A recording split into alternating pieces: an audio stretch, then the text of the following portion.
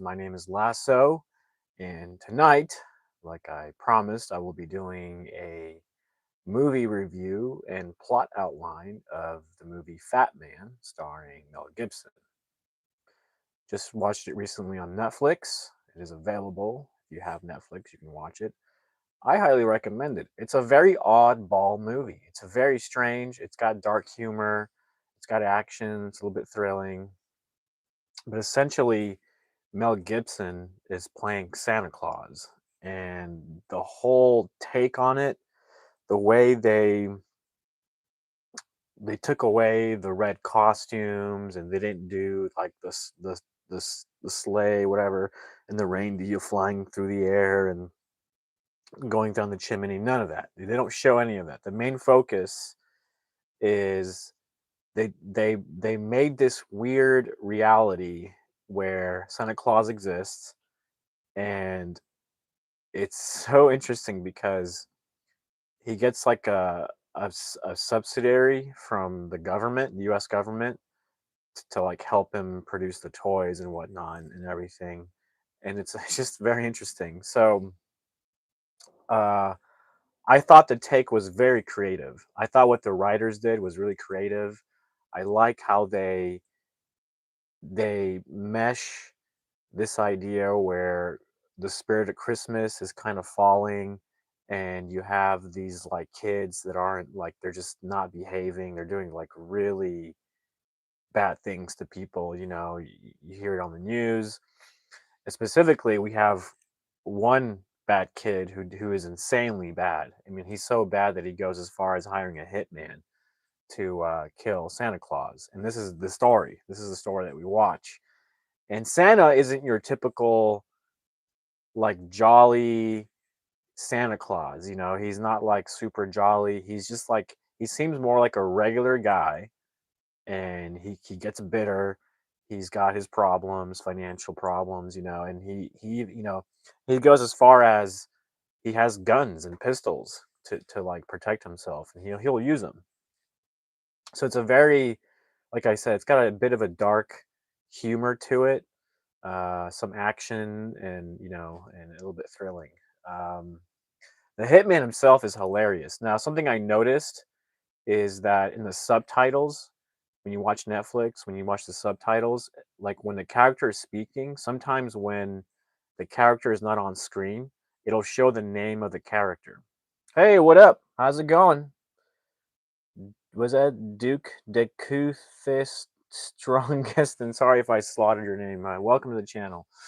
But it's interesting because in the subtitles, like I said, when the character's not on screen, the subtitles will put in parentheses the name of the character. And so whenever the hitman was talking and he was off screen, they put the name Skinny Man. But they never say that in the movie. They never say his name, Skinny Man, or anything like that. So I thought it was actually kind of funny at the end of the day, because you had Fat Man, the Santa Claus, and the Hitman was Skinny Man. So I thought that was pretty genius. But essentially, the Skinny Man was the complete opposite of the Fat Man. Essentially, and the Fat Man is Santa Claus. He's played by Mel Gibson. But like I said, it's a very smart written movie about Santa Claus. It's a movie about Santa Claus that we've never seen before. That it's so quirky, it's so twisted.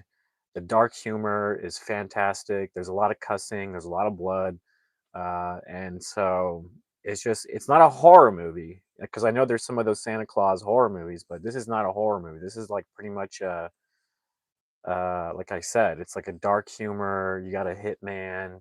Santa Claus shoots guns. It's just one of those out there, and I think Mel Gibson did a good job playing this character.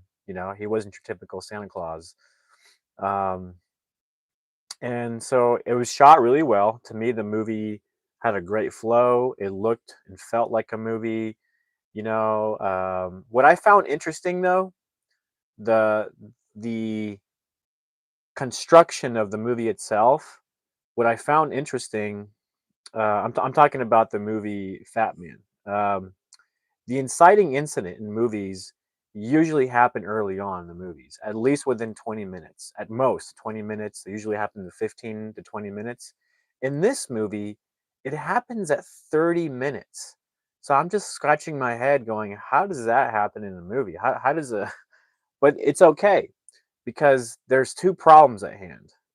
There's the problem that Santa Claus is having financial problems because of the issue that kids are behaving badly, and so he produced like a low amount of presents, and because of that, the government gives him like a subsidiary amount of money to have his like factory going and to pay his workers, but it's in correlation to how much he produces, and because he produced his kids were bad, he produced a very low amount of presents, so he didn't get a big paycheck. So this is a problem in the movie, but it's not the main story. And now the inciting incident is basically where the story takes off, right? It's where the status quo changes. Like I said, it usually happens early on, and it's where the character is forced to take action. But in this movie, it's interesting because the incident itself doesn't push the character to like face the conflict at hand because he's not aware of it. He's not aware there's a hitman on him. So it's kind of interesting how they develop this other problem that's the financial problem to kind of help the story along. But also in the journey's hero, every hero has to accept a quest, right? And in this movie, there isn't really a quest for him to accept, like Santa Claus, but there is the opportunity for him to make more money, which is the military offers him a contract for 2 months, and he doesn't accept it at first. He's actually looking for ways to not take it, which is true to storytelling. In storytelling, the hero always refuses the offer, you know. And so Santa Claus refuses the offer that the military gives him because he doesn't want to do military stuff. It actually makes him sad. And so at the end of the day, he takes it on because he's having financial problems and this would solve the issues, right? So I found that interesting because usually the hero's journey actually tends to correlate with the inciting incident, with the problem at hand. Yeah, I appreciate it. Yeah, Jay, what's up? And what's funny is the last movie I reviewed, Frankenstein, the Victor Frankenstein drank a lot of milk, and in this movie, Santa Claus drinks milk. So there's a bit of a weird thing going on with milk drinking, and I also drink a lot of milk, so just one of those things. But anyways, I just found it interesting that there was like two problems at hand, but the truest problem was the hitman, and which was after the Santa Claus. Anyways, now let's get into the plot. Let's go. Let's start from the beginning of the movie. Let's hopefully I remember every little detail and piece of it, and we'll go into the end. We'll go into the beginning, Act Two, midpoint, the act escalation of conflict in Act Two, which leads to the climax, and then to the end of the movie. And then what they say is the denouement, which is the where the story wraps up, right? So, anyways, the beginning of the movie starts out with this little boy. I'm not sure how old he is. He's probably 14, 15, maybe around there. And he's got all these blue ribbons, like best in show ribbons. He's got like four of them, and he wears them proudly, and rightfully so. It's another great day where it's the science fair, and he's about to present his science project. Anyways, he has these ribbons, and from the details of it, his grandma lives there. She's kind of sickly. His father is like nowhere to be found. He's out of town. There's no mom to be found, but there's a lot of maids. There's like a few maids in the house.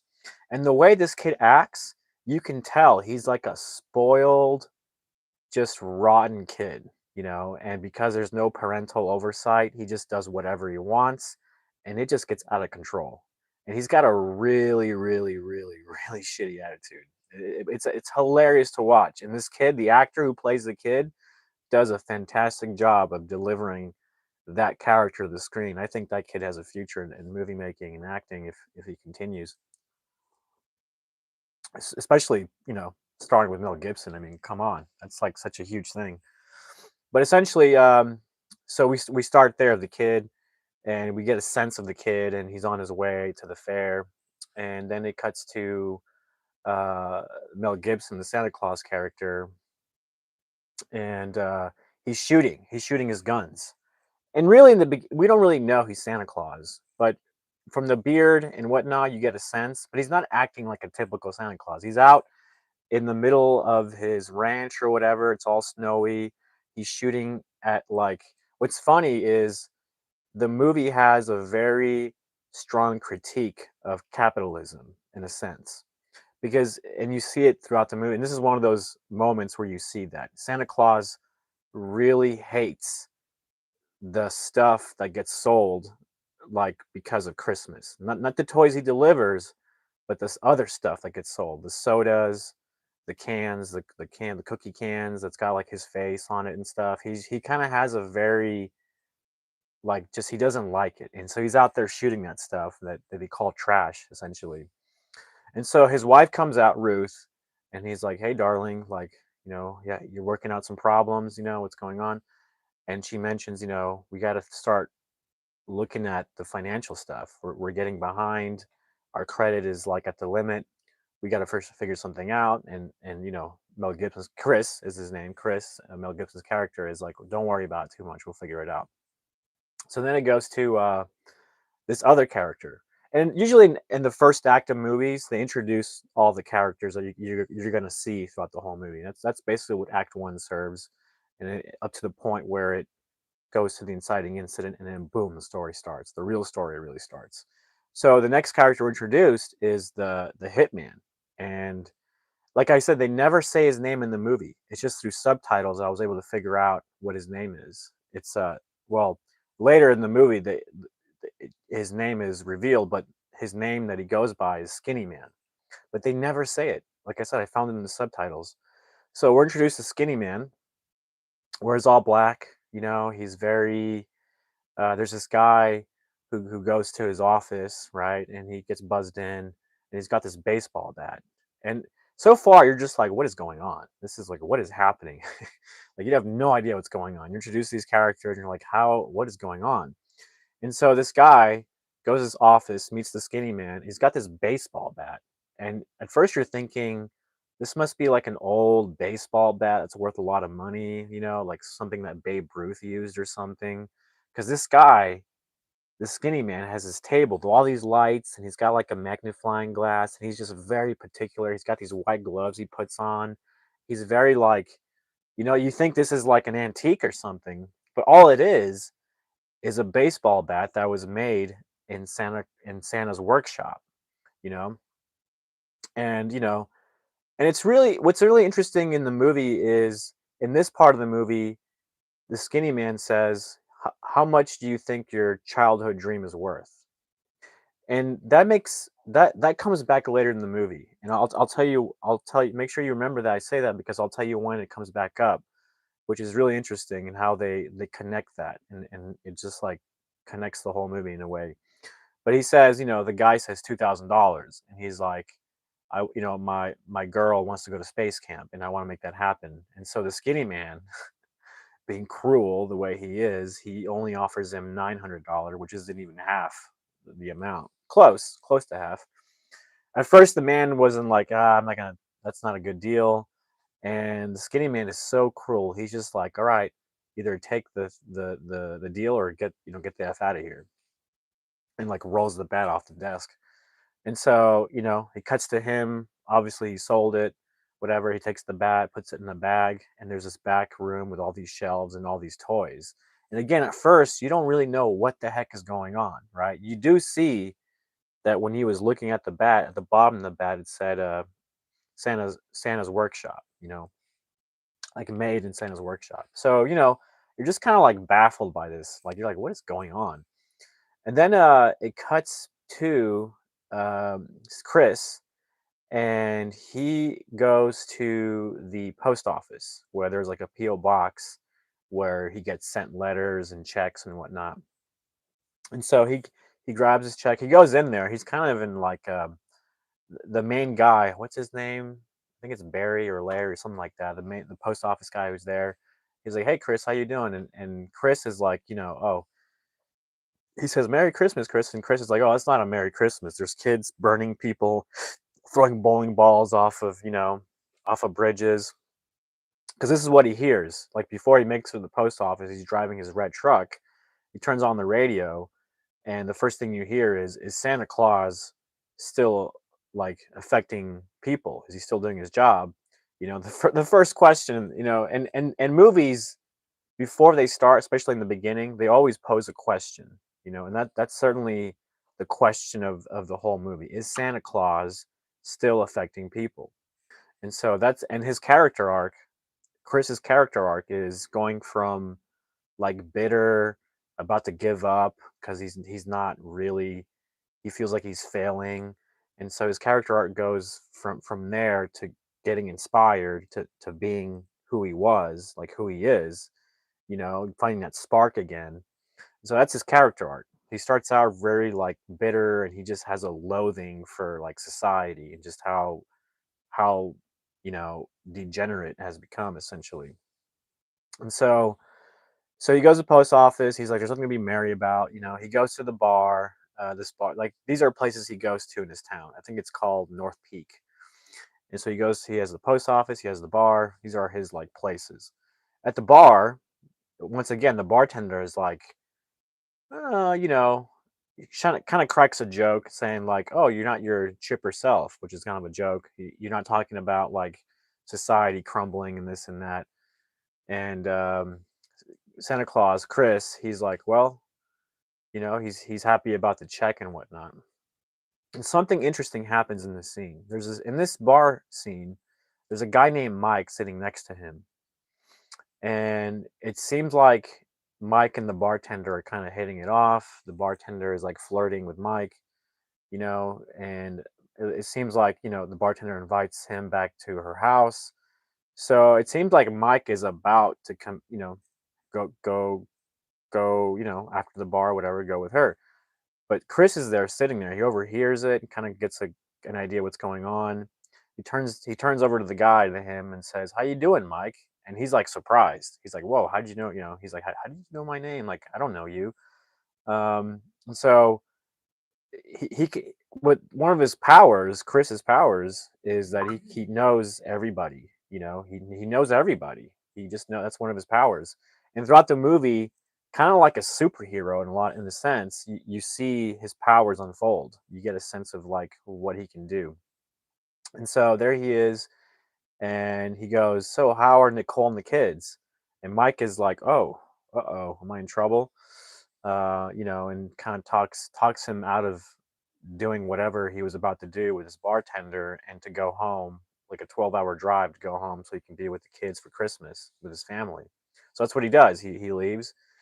And after that bar scene, we cut back to at some point we cut to the actual science fair, and the kid, he's expecting to win. He's there with all the blue ribbons and whatnot from the other years he won. He's very prideful of that. He thinks he's going to win again. He's showing off his science project, his science fair project, which is like a water mill thing to power a city.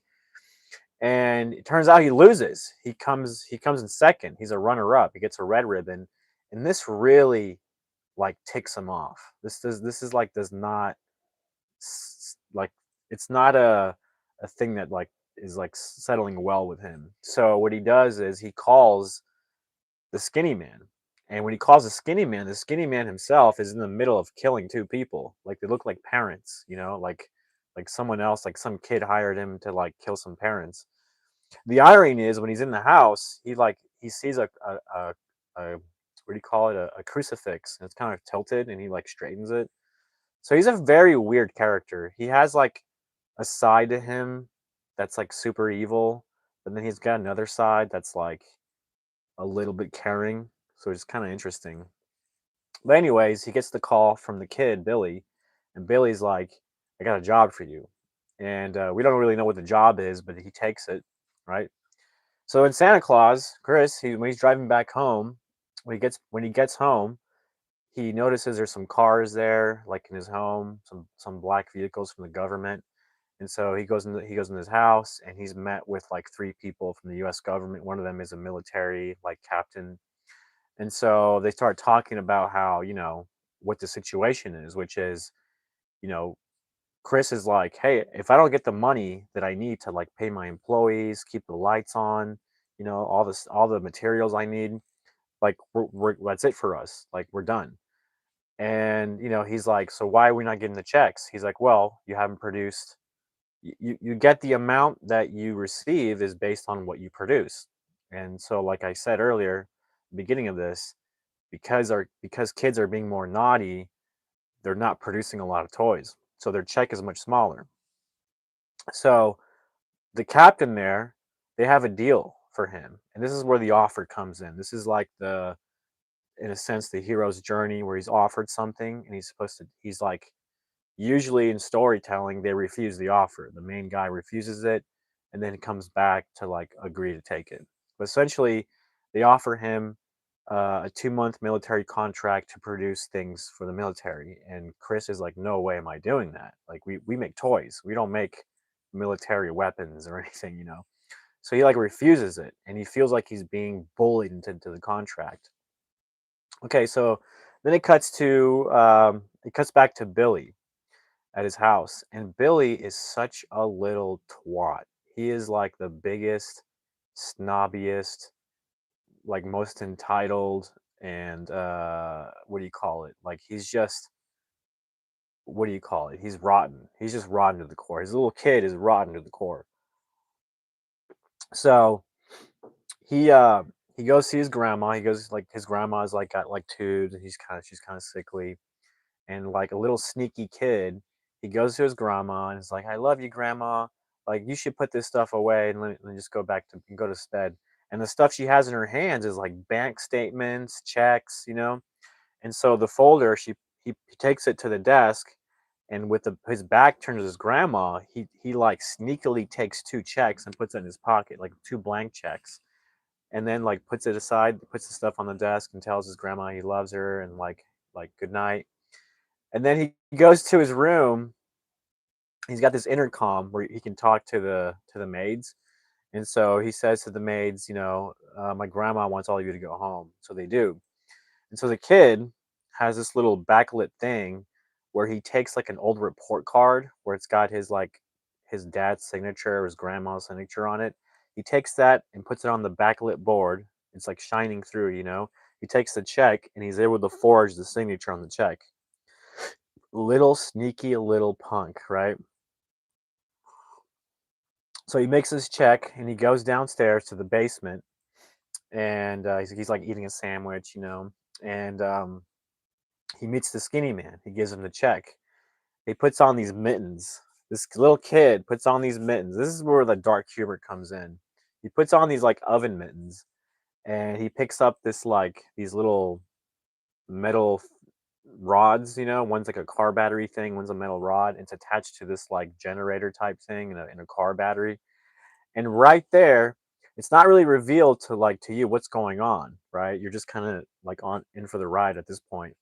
So apparently, Crawford is the girl who won the best in show, and he he has the skinny man there who probably kidnapped her, and she's sitting in a chair, and this bratty, spoiled kid who's freaking evil. I mean, evil but hilarious at the same time, is there like sparking electricity to like freak her out.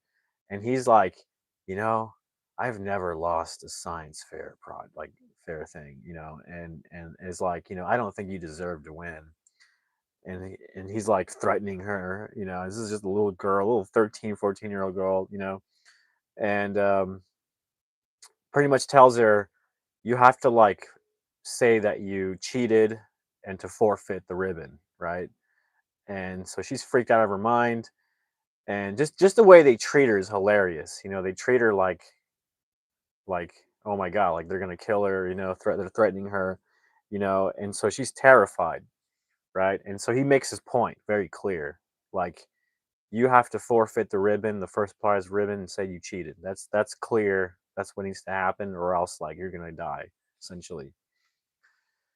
So it cuts back because it goes back and forth between these three characters the majority of the time. So it cuts back to Chris and Ruth, and they're having a conversation at the table, and they're like, you know, we do need the money, but we don't necessarily have to take that contract. Why don't you try reaching out to other people, and Chris is like, oh, that's a brilliant idea, so that's what he does. He like goes in and like pulls out old contacts to call up and see if he can like do something, right?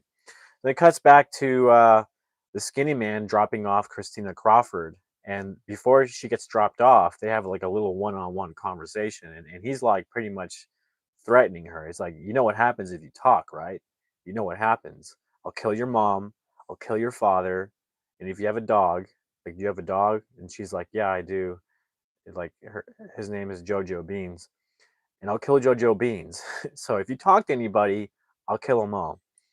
And then tells her like a cover story. It's like, you're late because you're at the mall buying presents for your parents or whatnot. And her being like a smart little Alex, she's like, well, I don't have presents. And the guy snaps back and says, well, you were thinking about buying presents. And the face she makes is the funniest. She just stares off like, oh, what an idiot. It is so hilarious, the face she makes. Anyway, she's let go. She's giving her phone back. And like the last thing Skinny Man says is, oh, by the way, Merry Christmas, and drives off. And she's like totally freaked out. So we cut back to Chris, and he's like, it's like Christmas Eve, and he's like making phone calls. He's like, hello, like, you need something produced. My people are the best. They produce quality. And he's having trouble. And then what's funny is in the scene, the last guy he calls, he's like, hello, Elon, what do you got for me? And so I thought that was funny that they included Elon in the mix. But essentially, Chris fails to strike up a deal with anybody else, and he's just kind of upset because, again, it's almost like critique of capitalism where everything's outsourced, and he's complaining about how kids are working in factories without shoes and they get paid bubblegum. It's, again, so they have these moments of like critiquing capitalism, which I find interesting, or just the whole system and how some people do things. So he's getting pretty fed up. It's like Christmas Eve. He's got to get ready to go deliver presents, and Ruth is like working on her book, like, it's like the naughty list, and she's going over it. And you can tell Chris is just like, his spirits are down. He even says, I feel like I failed. He's got a bad attitude. He leaves, right? He's even got a little thing of alcohol. Before he leaves, Ruth stops him and trades that for hot chocolate, and is like, Ruth is incredible. She's like, is like the person who is like a real pillar for Chris. She's really a good person, and is also like helping guide Chris through his like bitterness that he's going through, and just kind of like his little funk that he's in, right? So she's a really good character, really really good character, and you can see that they have a like a real love, unconditional love for each other. You can really see that throughout the movie. Um, so, anyways, he goes off, um, and the little kid is getting ready for the night. There's cookies set on like a little table and milk, and him being the little brat that he is, he actually steals some cookies and takes them with him.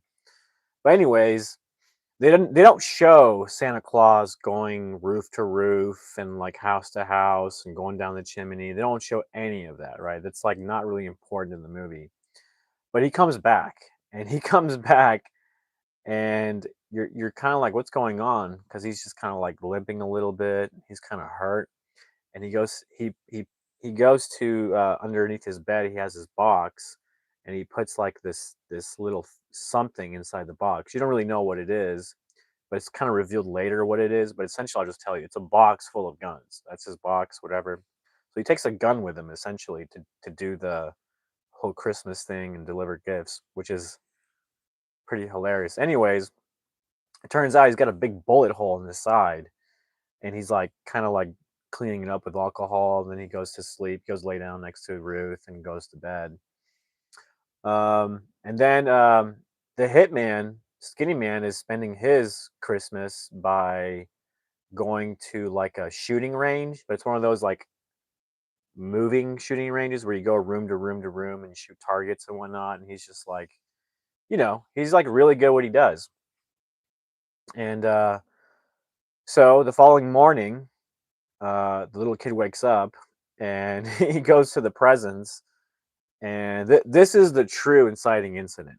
Okay, this is where it comes in. And we're about 30 minutes. We're about 28 minutes into the movie. We're getting close to 30 minutes, getting close to the end of Act One, and where Act Two starts.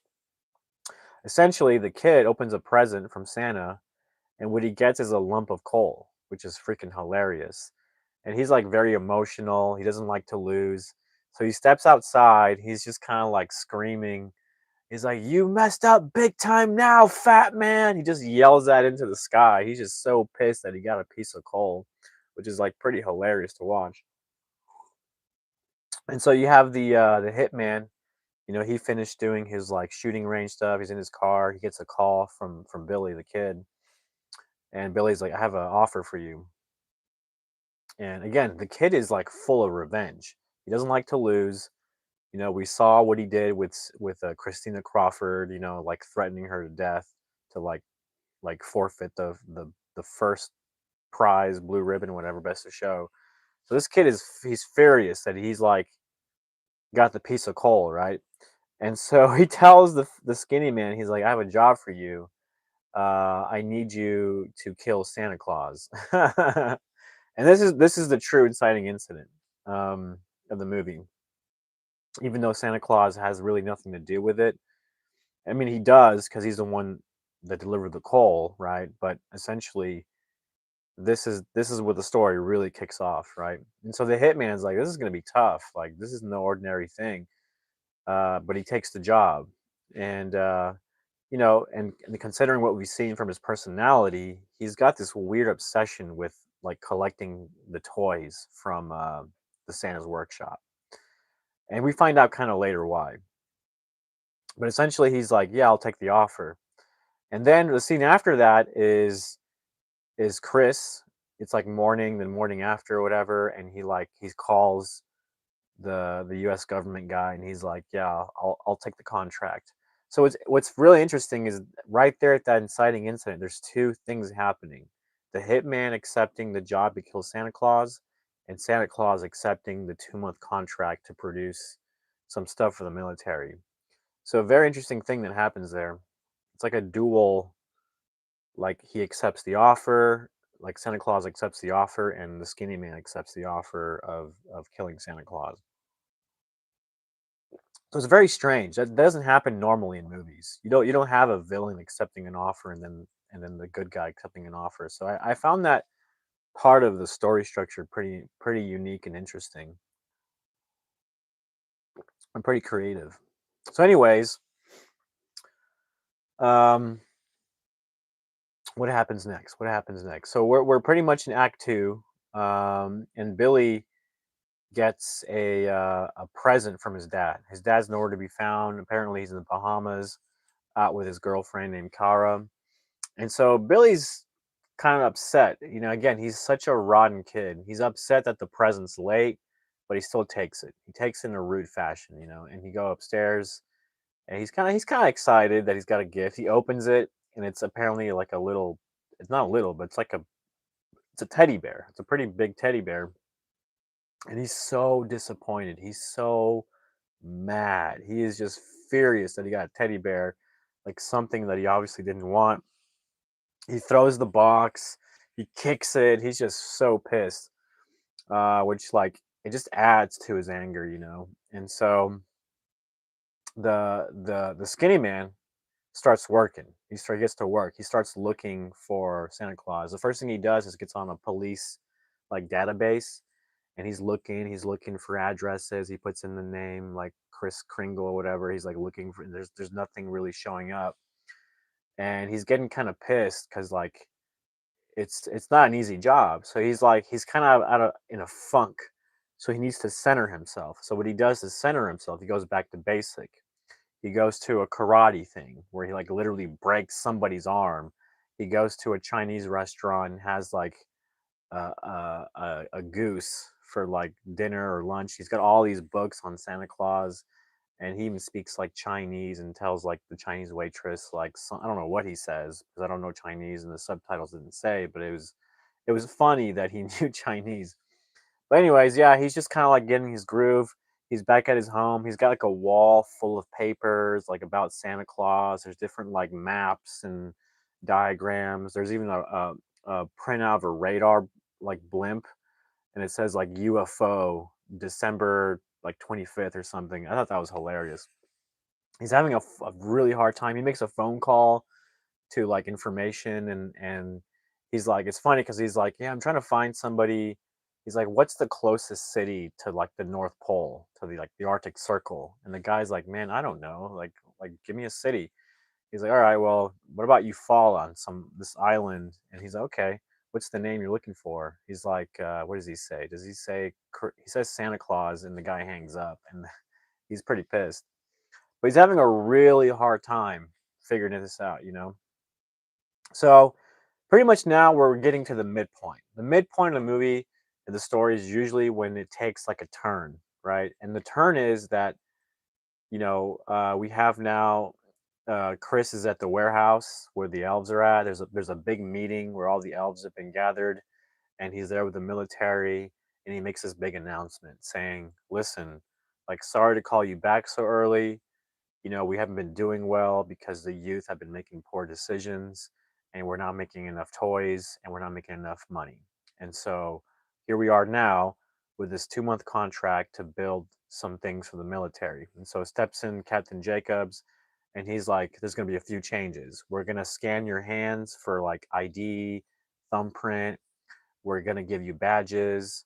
There's going to be security checkpoints, and you got to cut off the little bells off your feet because they set off the metal detectors. So they literally take scissors, and like each elf gets their little bells on their shoes get cut off. I thought that was pretty funny, just to show how things are changing. And so and Santa Claus is like he's eye teary about it. He doesn't like having to do this, and so he's just like, man, like this is what we have to do to make ends meet. So we're at the midpoint, and so um the skinny guy gets an idea because he's watching a little clip on his laptop, and it's like a cartoon of Santa Claus reading mail. So he gets this idea to go to a mailman. He's like, he goes up to this mailman in like the middle of the street, and he's like, where do he ask this question? He's like, where do all the letters go to Santa? And the postman's like, oh, there's a bin H whatever that they all go to. And then he's like, what happens after that? And the postman's like, "Well, I don't know. You have to talk to my supervisor about that because I have no idea." And so the skinny man goes, "Oh, thank you," and like starts heading towards his car, and he turns around, and just kills the postman just like that. He takes his outfit. The skinny man is now wearing the postman outfit. He's in the post office pretending it's his first day. He finds the supervisor's office and literally like threatens his life. He's like, where do the letters go to Santa Claus? He's like, tell me or I'll kill you, this and that. He's got a gun pointing at his head, and the guy's like he's got his head on this desk, and he's got the gun on his head. And there's a really funny moment because he's like, write it down in this my little book. And so he's trying to get a pencil, but his head's still like on the desk, and he can't really see what he's reaching for. Finally, he's like, the skinny man's like, no, to your right. No, a little more, like, no, to your right. And so he grabs a pen, he starts writing in the book, and the hitman's like, "No, write in a blank page." It's just a very weird, funny interaction. Again, dark humor. And so he writes down at like a PO box or whatever. And at this point, we don't know what he wrote, but we find out a bit later. But essentially, Santa Claus is in Alaska, and so he takes the booklet, whatever. He kills that supervisor and leaves. Um, and at this point, you have the military coming in. You have jeeps and crates and men on these like, what do you call them? They're like these vehicles on skis that they're on. You've got military men everywhere, and like there's this moment where you see the military men, they're hammering nails in something, and they're doing a really bad job, and the captain's getting mad. There's another instance where there's a pile of crates that get knocked over, And again, the captain gets mad. He's just like he's very like kind of disappointed with his crew. Like he's just like they're not doing a good job. And so it's funny because later in the movie, he's really like surprised by how well the elves do. But anyways, here comes Santa Claus. He lifts the pile of crates again. He's showing his like magical strength that he has, So he just lifts it up like it's nothing, while like the military were struggling to pick it up. Anyways, he goes in. He's walking in the warehouse, and he's like talking to number seven. Number seven is the foreman of the warehouse factory and all that. And like the captain's there, and he's just like, this is like this whole your crew is so they work so well. This is interesting. He calls them little people, and like Santa Claus looks at number seven, the elf, and he's just like, yeah, little people.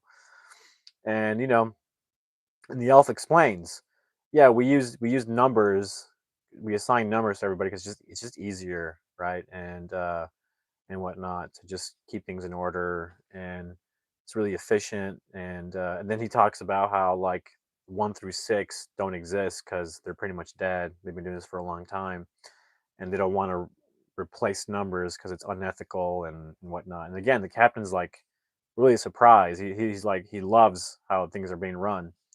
And again, he says like all the numbers are good. They're doing things on time. The quality is there. He's just really happy, and he tells Santa Claus that there's going to be a couple of men in suits coming in to see him soon because they're really happy with the numbers, and they want to talk to him. So now we cut back to the skinny man, and he's packing. He's packing, getting ready to go. He's building this like weird knife thing that pops out and pops in. We don't really know what it's for yet. He gets a call from the kid, and the kid is like, "So like, is it on or whatever?" And the guy's like, "Yeah, I'll be leaving soon, traveling. It's a go. I'm gonna do this thing." And so the skinny man packs up. He goes to this like it's crazy because he has this like he's got toys everywhere, right? He's got this one particular toy that's a little cop car, and he like looks at it, and it says like made in Santa's workshop. It's like the only toy he got from Santa that he like keeps for himself. And then on the wall there's like a cowboy outfit, but like from probably his childhood, like typical childhood cowboy outfit, right? The red and the leather and the gun, little pistol. Anyways, he opens that up, and he's got like real guns. He's like starts taking guns and whatnot, and like starts pretty much suiting up to go. And so then we cut back to the warehouse, and we see that they're like in the cafeteria or something, and the captain's like really intrigued by their nutrition because the elves, all they eat are pies and cakes and sweets and gummy bears and all kinds of sugary things. And the captain's like, this explains your discoloration, and why you guys are so short, because you're not eating vegetables, you're not eating meats, you like. And the elves are like, no, no, this is how we found this to be the best way to do things is eat sugars and carbs, take a 20-minute nap every 8 hours, and that way they start working. The captain's like, is that sustainable? He's like, yeah, like we're elves, we outlive humans, this is what we do. So and then the captain's like, is this what the Santa Claus does? And the elf is like, no, no, he stays young by giving.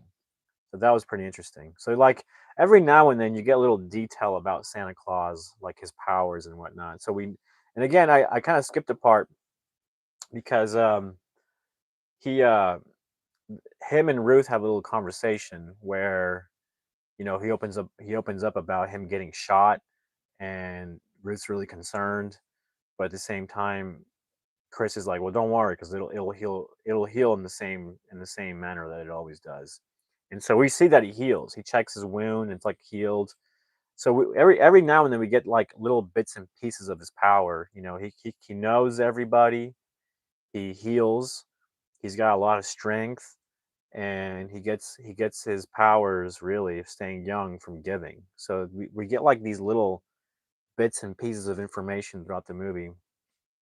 But essentially, we're coming to the second half of Act Two where things start escalating because you have the skinny man. He's on his trail now. He's driving to basically to Canada, and he gets to Canada, gets to the border. He's got to hand these papers to the like border patrol lady in Canada. Hands out like a 535 and a 635 and like all these papers for his like guns and stuff because he says he's gonna go hunting. So the lady looks at the papers, stamps it, and like lets him through. And he's driving. There's a montage of him driving, and there's a moment where he uh, he stops at a pet store because he brought his hamster with him. He's got this little pet hamster, and the hamster's like not looking too well, and he notices, so he stops in to buy some toys and things for the hamster. And there's this lady there who's trying to like sell him a bunch of stuff that he doesn't really need, and he's getting annoyed by it. And then suddenly she's like, she's it's funny because she says something that's really funny, and she's like, I'm really good about reading people and like knowing what kind of pets they like. Like you're a lizard guy, and he's like, because you're a reptilian guy. He's like, no, like I'm a hamster guy. Like I like my hamster. He's like, no, you're a reptilian guy. Do you like a lizard? You want to buy a lizard? Like trying to sell him things that he doesn't want. And then like he's just like, no, I don't want a lizard. He's like, oh, I know what kind of person you are. He's like, I'm really good about personalities and knowing what kind of pets you would like. You would like a snake. And he just looked at her and goes, no, snakes eat hamsters. I'm not buying a snake. And then like suddenly he looks at her and goes, you remind me a lot of my mom. And what he says is like crazy. What does he say? He says, never listens and never knew when to shut up. The woman's like her face is priceless. She's like shocked. Anyways, the skinny man goes on his journey. He makes another stop eventually. It's a convenience store where he sees this kid flying an airplane, and he notices it's like a toy from Santa Claus. I think he asked whatever, and the kid's like, yeah. And like there's this weird moment where the hitman, he's like, you know what I got for Christmas when I was your age? And he shows him like his arm. He's got like cigarette burns. He's like, my dad used to burn me with the cigarettes and whatnot. And like the kid's like kind of freaked out. And then the skinny man offers him, little boy, $100 for the airplane. At first, he's kind of like, nah, I'm not gonna sell you my plane. So he's like 150. So he sells it. He takes the plane with him. He buys again. He's got this weird. The hitman has this weird obsession with buying toys, like from Santa's workshop from other kids. Well, anyways, now we see Santa Claus fixing his sleigh. It's got bullet holes in it. He's working underneath like a mechanic. He like takes off the bottom boards, and we see two bullet holes in it. And then there's another moment where he's boxing.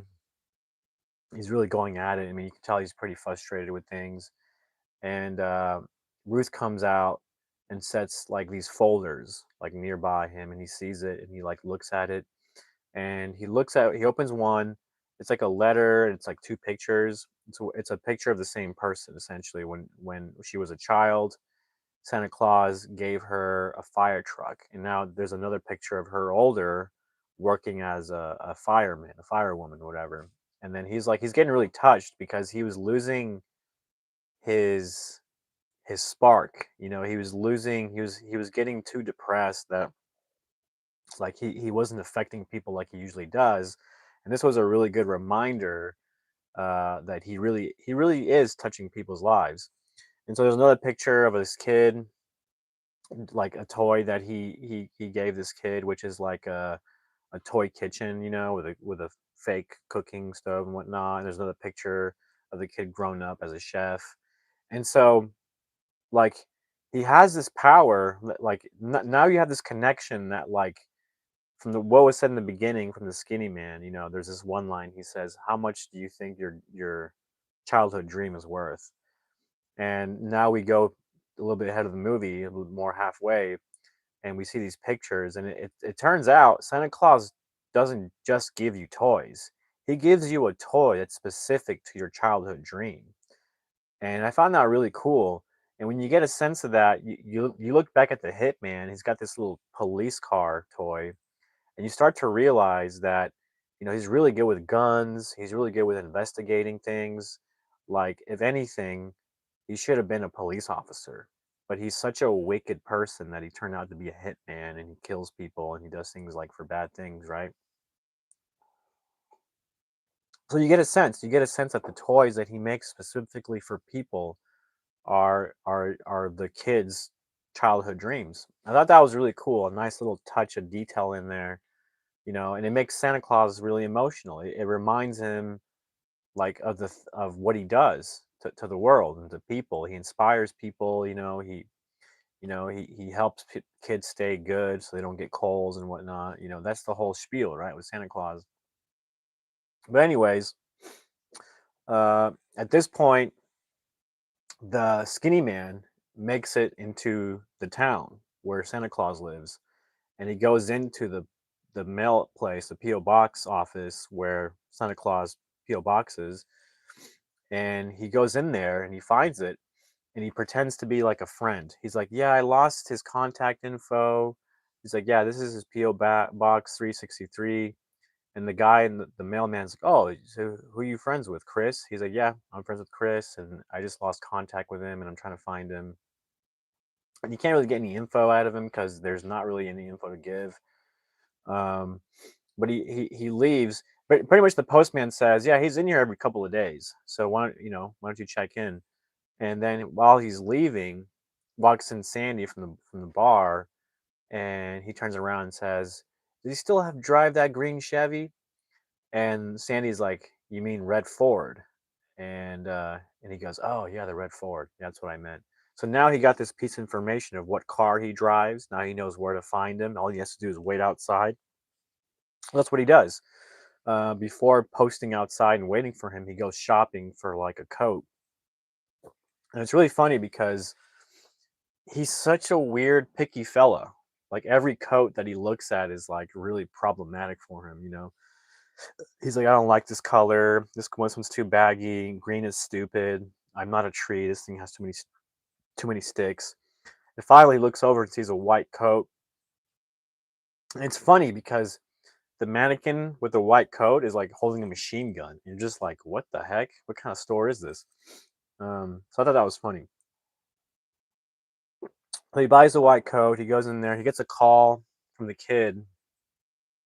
And what's funny is when the kid calls on the cell phone, it says "little shit." So it's pretty funny. I mean, he is a little shit. Anyways, he gets a call, and the kid's like, he's like, "I'm putting a lot of money into this, and I want a prize back. Like, when you kill Santa Claus, I want a prize. I want his head." And the guy's like, "I'm not gonna give you his head. It's very problematic. First of all, the head, it molds, it rots. I gotta keep it in an ice chest. I have to go through two international checkpoints, go through many states. Got to make a lot of stops. It's like really inconvenient, and I can get like in serious trouble. So it's like I'm not doing that for anybody." And so the kid's like, "All right, well, shave his beard for me." And he's like, "I'm not shaving a dead man's beard. I'm not doing that." And so eventually they go, "Well, why don't I just give you his coat?" And the kid's like, "All right, give me the coat. I'll take the coat." And he's just really, at this point, the guy's just really annoyed with the kid. And so he waits. He waits all night. He stays there in front of the post office. And finally, it's the morning. The Santa Claus wakes up, and he's in a different mood. It's the day where he gets the check, for the 2 month contract that he had with the military. He's in a happy mood.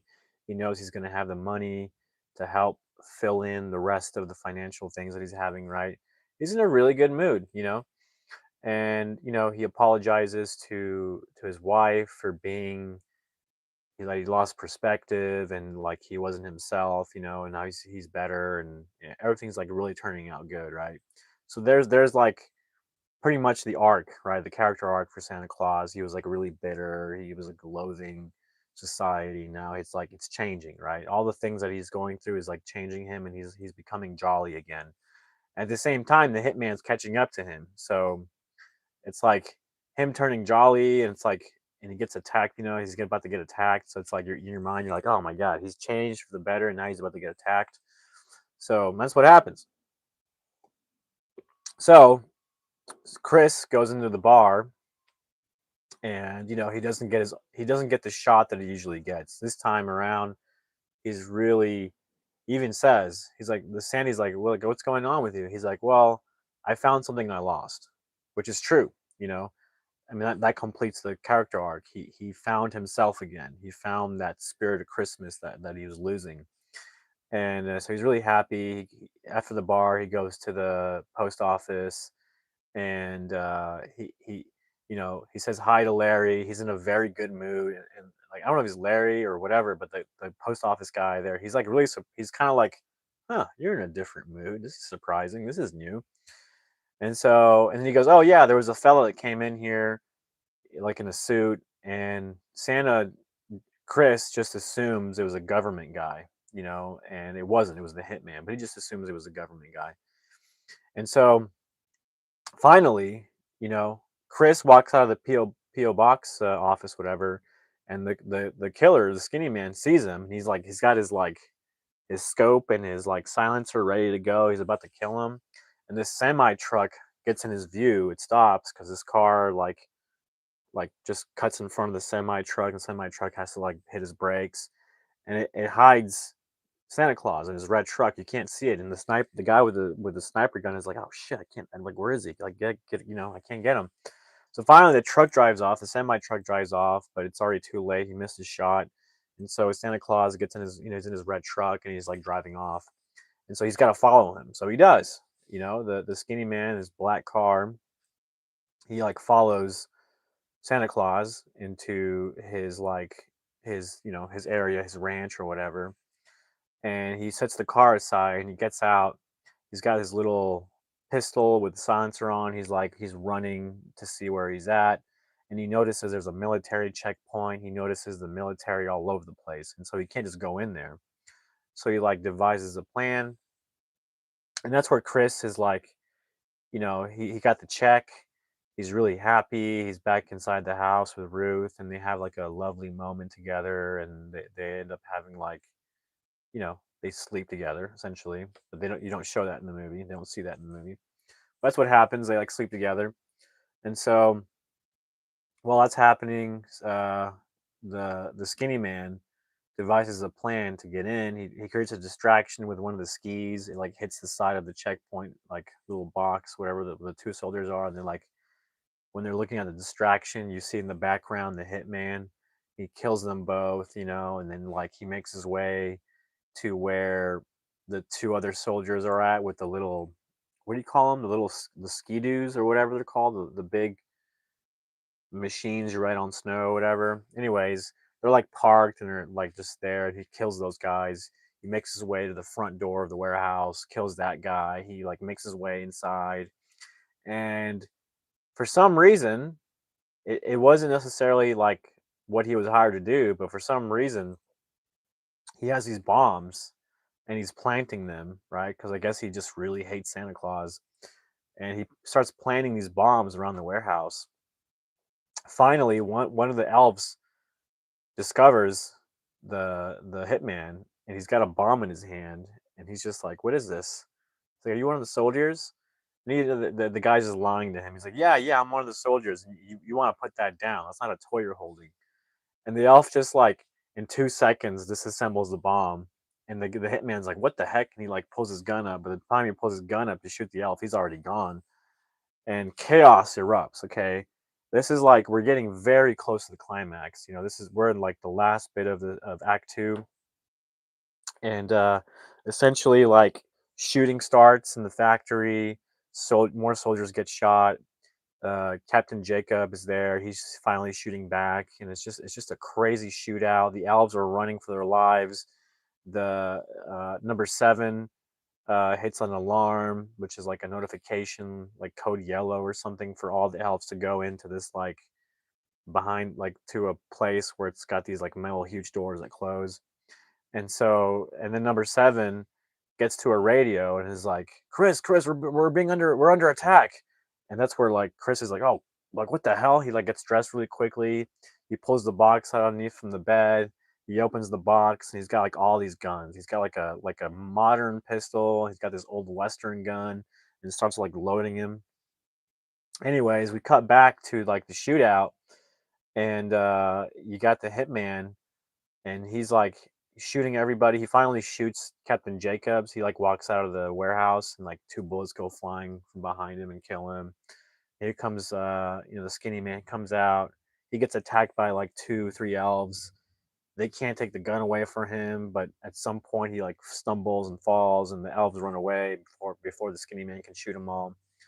And so finally, walking out of this warehouse, he walks behind a jeep and he like pushes some buttons, and the warehouse blows up. He's able to blow up the warehouse. Um, but obviously the elves are safe. They're in some weird protected shelter area. Lots of military people died at this point. I lost count. There's probably like two in the beginning, two on the little snowmobiles, one outside the door, one in the office, a couple more guys walk in. So we're talking like nine military guys are dead. Um, Eight or nine, yeah. And so finally, after he blows up the warehouse, Santa Claus comes out of the house and he just yells, "That's enough!" Right? And then that's where the skinny man looks at him. And he's like, "Oh my God, it's Santa Claus." And so he comes out, and Santa Claus looks at him and goes, what does he say?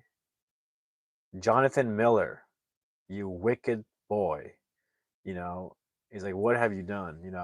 And Skinny Man's like, "I always thought you forgot about me." And he pulls out this little car, a little toy car, and he's like, "You remember this? This is all I got for Christmas from you." And he throws it at him like he's pissed. And Santa Claus looks at him and goes, "Look, I'm sorry, my son." They're like, and the skinny man's like, "I sent you so many letters of what I wanted." And Santa Claus looks at him, from a distance. They're far away. It's like a western at this point. They're just facing each other. They're holding guns. There's about to be a shootout. They're having their last bit of dialogue, before the big shootout, before the climax of the movie. So Santa Claus, he looking at him, yells back, "Look, son, I'm sorry. There's even I have limits to what I can do, and replacing your parents isn't something I can do." You know. And the skinny man's like, "Yeah, that's right. You didn't replace my parents, so now we're here." And so a shootout happens. They start shooting each other. The skinny man has a machine gun. He's just like shooting it. And then the Santa Claus has his two pistols, the Western gun and the modern pistol. He's just like going like this, shooting. They're shooting. Santa Claus hides behind a car. The skinny man just shooting his machine gun. He runs out, switches, reloads his, keeps shooting his machine gun. Finally, the Santa starts shooting back. And there's a moment where, you know, Santa Claus is just waiting there. And what's really crazy is in the beginning of the movie, where the shootout is happening is the same place he was shooting the little tin cans and whatnot in the beginning of the movie. It's kind of like foreshadowing a little bit. But anyways, there's a big shootout. He waits until like he pops out, like the skinny man, to shoot him back. So when he pops out, he's like really aiming really good, and he hits the skinny man, and he falls back, and he's bleeding, and because he's wearing a white jacket, you see all the red. It's like all the red like coming out. It really sticks out. And so finally, after he shoots him, and he falls back. That was like his last bullet. So he like tosses the gun, and like runs up, and so the skinny man is hiding behind a wall of chopped up firewood, and there's like another layer of chopped up firewood. So Santa Claus, Chris, he runs uh, up to the the other wall, the secondary wall of firewood, and he's kind of hiding, and he grabs like a piece of wood, right, like to hit the guy. And so whenever the skinny man looks up, which by we'll just call him, well, his name is Jonathan Miller because that's what he says, right there. He's like, "Jonathan Miller, you've been a wicked child." So Jonathan is looking for him. He doesn't see him. He's like looking. He's kind of panicking. So he like ducks down and starts making his way to the edge of where the line of firewood ends. So he's walking towards the edge, and so is Santa Claus. So they're both walking at the edge at the same time. and Santa Claus gets ready to club him with like a big piece of wood in his face, right? And so he's getting ready, and so the hitman is there. He's like getting ready to pop out because he thinks he heard a footprint, and so he's getting ready to pop out and shoot him. But before he can do that, Chris rushes up to him and is able to grab his gun, and he's just firing bullets. Like Chris is like firing, not Chris, Jonathan, the killer, is firing bullets, and he's got Santa Claus has the gun in the air, and he like tosses it, and he hits him in the face with this piece of firewood. You know, he kind of stumbles back. He's about to pull his other pistol. That's where Chris goes in and tackles him. He's able to knock the gun off his hand, and he's like pretty much like he's like, it's over now, I got you. He like punches him in the face. He's like, stop, okay, I got you, it's over. But you know, there's one last move the killer has, which is the knife that pops out. And earlier in the movie we see that he was building this contraption, this knife that pops out like a mechanism, and he has it. I thought it was an arm thing, but apparently it's a knee thing. It's like a knee knife. It comes out of the knee or whatever.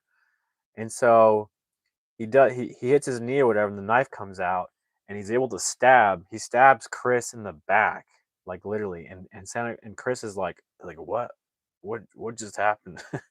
And then he starts laughing. Jonathan, the killer, he starts laughing because he's like he knows he's got him now, and he stabs him in the back again, and this time you see the knife come out of his chest, and you don't know if it's like through his heart or if it's through his chest, and it's just like bloody, it's brutal. He takes the knife, his knee knife out, and Chris is like he rolls over and starts like crawling on the snow, and you can tell he's like in a lot of pain. And so the killer, he gets up, he grabs his pistol with the silencer on it, and he points it at Chris. And at this point, you're like, oh my god, like did he lose? What happened? So I'll tell you what happened. The killer kicks Chris over, and he turns over. Chris turns over, and he just looks at him. And he's like, he's out of breath, and he's like, he's about to say like, you can't kill me, right? But he doesn't get the words out, and the killer shoots Chris in the head through the eye, and like supposedly kills him. As far as we know, he's dead. And so the killer's like, he's like, it's over. He's like, I killed him. He just kind of stares off, kind of in satisfaction.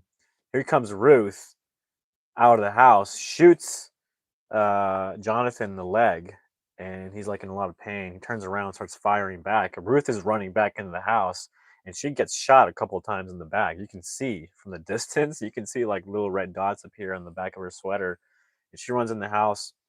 And so the killer goes in the house, runs after her, goes in the house. And as soon as he walks in, he's like looking around. He's being very like quiet. He sees a trail of blood that leads to a door, and so he starts heading that way. You know, and as soon as he starts heading that way, the front door closes a little bit, and there's Ruth with like an old school like pirate pistol, and she's like, "I'm sorry." And before Jonathan can turn around, Ruth just shoots him in the head, like boom, he's dead, falls over, blood everywhere. So Ruth goes running back to Chris. All the elves come out. Chris is in the snow. He's got a big, he's been shot in the eye, like in the head, whatever, through the eye. And Ruth goes up to him. He's like, "Hello, my love, my love. It's okay. It's okay. It'll be all right. Relax, relax." And then slowly, Chris comes to. He can't die. He's just like, I don't know. He's Santa Claus. You can't kill him. So he's been stabbed. He's been shot. He's been stabbed, and he's been shot through the eye, like through the head. And he's magical. You can't kill him like that. So he comes to, and he's like clutching his fist. He's really pissed. And then it cuts to the boy Billy back at his house, and he's like going upstairs carrying a glass of milk and stuff for his grandma. And then he like peeks in. The grandma's on the phone, and she's like, "What? You're telling me this now? Like, who's been spending all my money? Like, you got to keep an eye on things. Like, someone's been forging my checks. We got to find out who the rat is." She's really pissed. And so Billy rushes to his room. Billy grabs a, a, a piece of like medicine, a little tube of medicine, like those little, what do you call them? They come in orange. Anyways, grabs medicine, go to his room, and he starts crushing the medicine, like the pills, and it's like on this paper, and pours the crushed medicine, whatever, into the milk and starts stirring it up.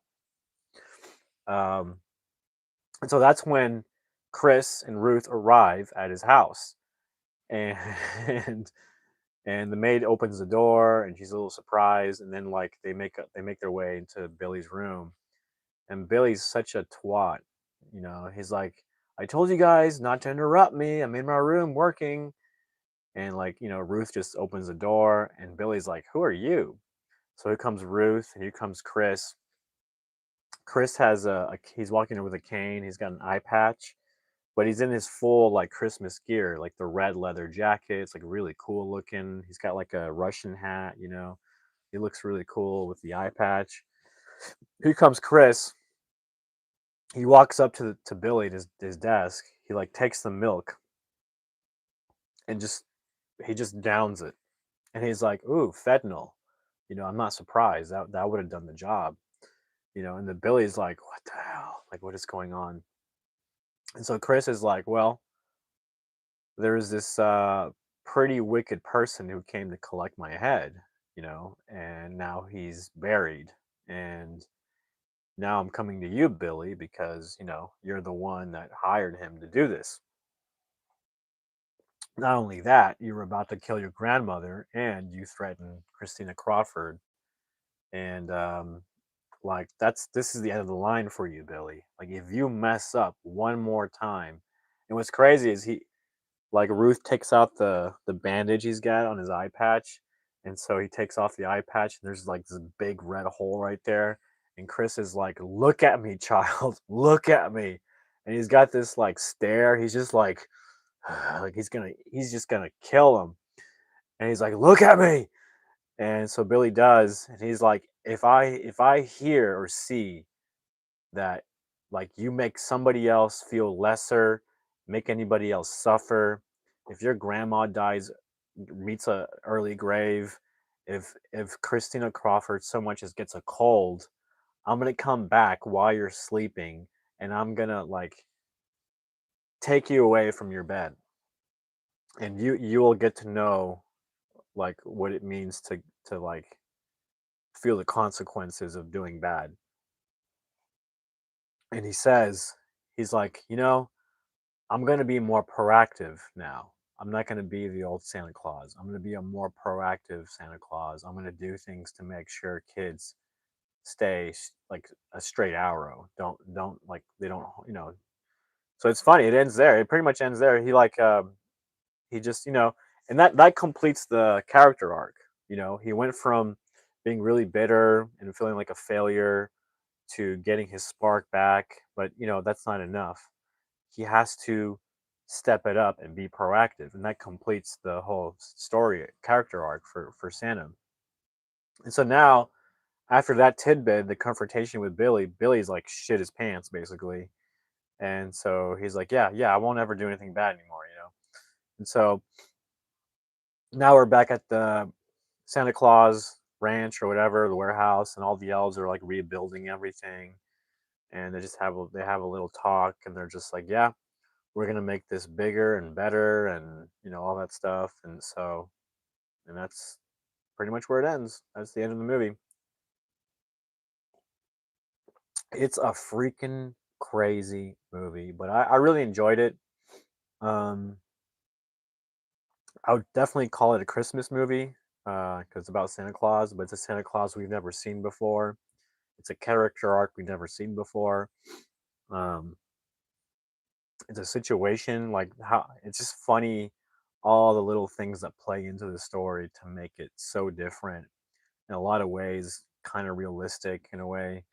um but in a lot in a different sense, it's almost like they made him into like a superhero in another sense. That's what I kind of got from it.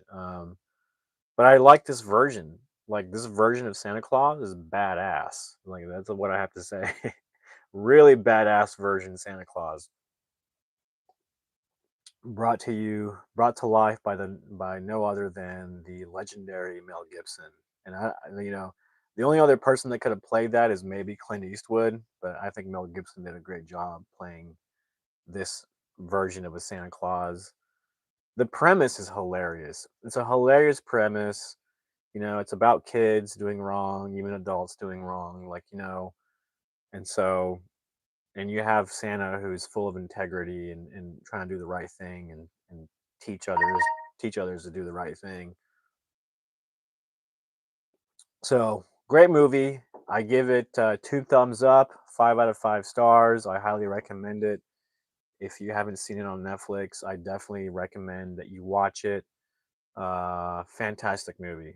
Fantastic movie. I love the kid who plays the snobby little evil kid in the movie Billy. I think he's a pretty good actor. He did a great job playing the kid. The guy who plays the villain, the killer, he did a great job. Uh, what's his name? Groggins, something like that. I don't know, something like that. I have to go look. But overall, yeah, overall, great movie, dark humor, a bit of a thrill, you know. So just interesting concept, very interesting. I think they call those a high concept when it's that interesting and just that different and it stands out on its own. That's a very high concept. But anyways, I'll leave it at that. I hope you get to watch it and enjoy it. Something really different from Mel Gibson. I have to say, it's a really different type of movie for Mel Gibson. I would have not expected anything like this from Mel Gibson. But like I said, what he did, what the writers did, how he brought Santa to life in this whole different way is really cool. It's a movie that truly stands as far as Christmas movies goes. It stands apart. It really does. It's probably one of those movies that will always be like a staple Christmas movie now. Kind of like the Bruce Willis movies and Home Alone and all that. All right, I'll leave it at that. Tomorrow, so the weekend, I don't do movie reviews. Like Saturday and Sunday, I don't do movie reviews. But tomorrow, I will. I take my day off, my weekend off. But tomorrow, I'm gonna go live at 10 a.m. for those interested. I'm gonna be reading a book, and it's gonna be my 21st book for the year. I plan to read 2 more books before the year is up. The next book is actually a gift I got for my birthday.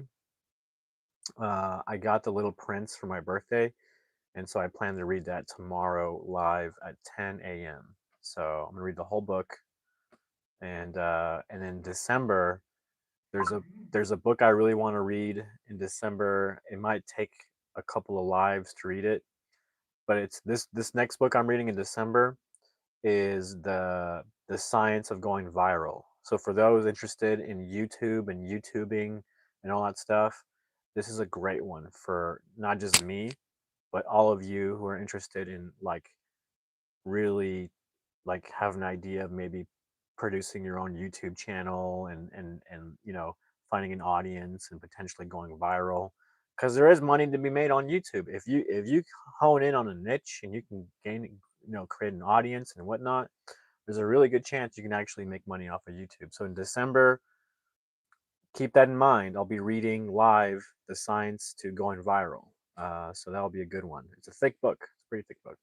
But anyways, yeah, tomorrow. Tomorrow is The Little Prince. And so I think tomorrow at some point in the evening, this video will be available. So I'll be posting the review and plot line for people to watch. And so I'll notify people.